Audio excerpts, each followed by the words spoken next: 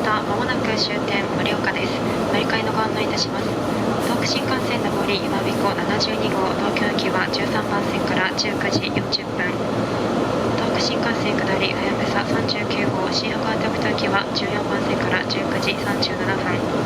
秋田新幹線小町39号秋田行きは14番線から19時35分の発車です。続いて在来線です。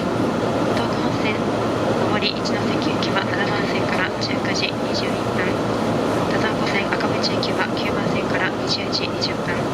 山田線亀山行きは2番線から20時5分の発車です。この線と岩手銀河鉄道線の普通列車は岩手銀河鉄道線ホームから発車いたします。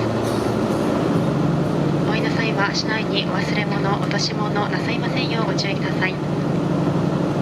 本日は JR 東日本仙台七夕祭り号をご利用いただきましてありがとうございました。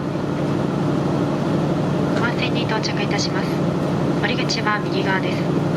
すべてのドアが自動で開きますのでご注意ください。ご乗車ありがとうございました。まもなく終点盛岡です。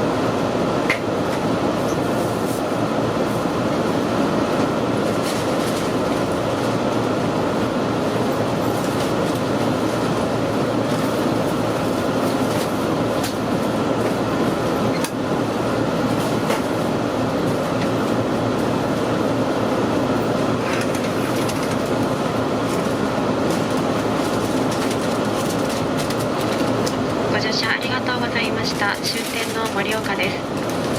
車内にお忘れ物、落とし物なさいませんよう今一度お手回りをお確かめください。こ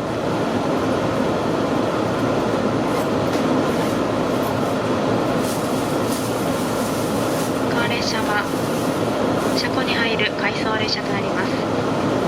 引き続きのご利用にはなれませんのでお近くのドアからお降りください。